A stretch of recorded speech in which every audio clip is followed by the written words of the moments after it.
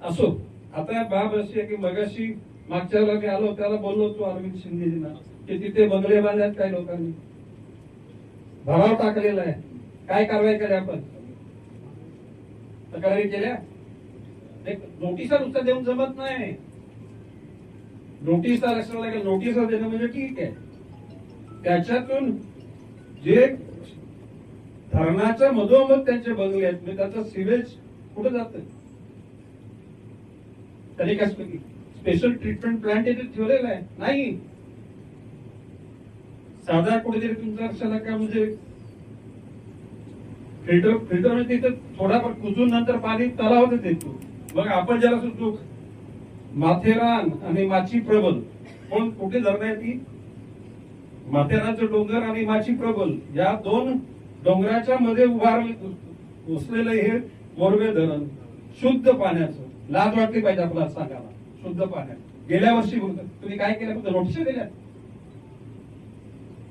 माझी आई सांगायची आजचं पाठ आणि मागचं सपाट. आज चेहऱ्यावर दिसणाऱ्या गोष्टी त्याचा पाठपुरावा करावा लागतो, ध्यास धरावा लागतो. ध्यास नाही धरला तर गोष्टी होत नाहीत. आणि मी बोलतोय मी की बॉस इज ऑलवेज राईट. आपला बॉस असतो ऑलवेज राईट म्हणजे तो बरोबर असतो, पण subject to rules and regulation. ज्याने जर कायद्या नियमाची पालनी नाही केली तर त्याला भोगावं लागतं आणि भविष्यकाळामध्ये भोगतील हे तुम्हाला दिसेल. मी हे पण बोललो होतो की बा या इथं गाव असलाय म्हणजे असती आमच्या सुनीलचा पण तिथं बंगला वाटत आहे ना. एकनाथी बांधलाय का? माझं म्हणणं शक्य पुन्हा त्या बघा इथलं पाणी जर इथं झिरपत असेल ना तर कोण आपले तुकले परवा नाही करायची.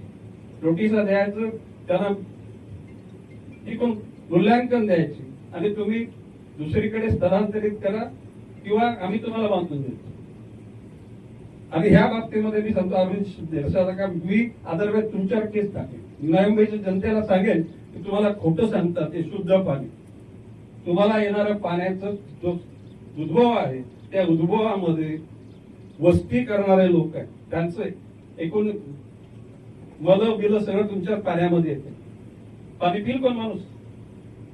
ही मनामध्ये धारणा म्हणजे बाबाशी की मी आता शास्त्रीय दृष्टिकोनातून एखादं भांड जर का आगीमध्ये तापवलं आणि त्याच्यामध्ये पाणी पिलं तर ते शास्त्र शुद्ध असतं ना, शास्त्र शुद्ध.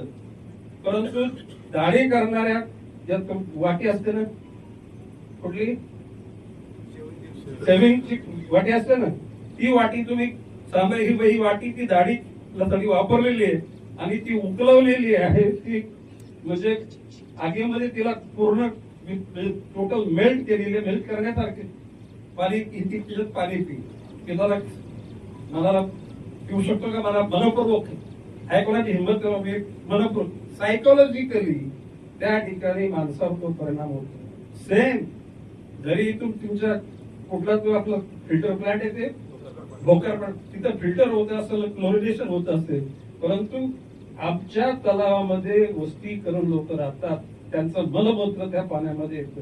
ही बाब सुद्धा शरम आपल्याला शरम वाटते.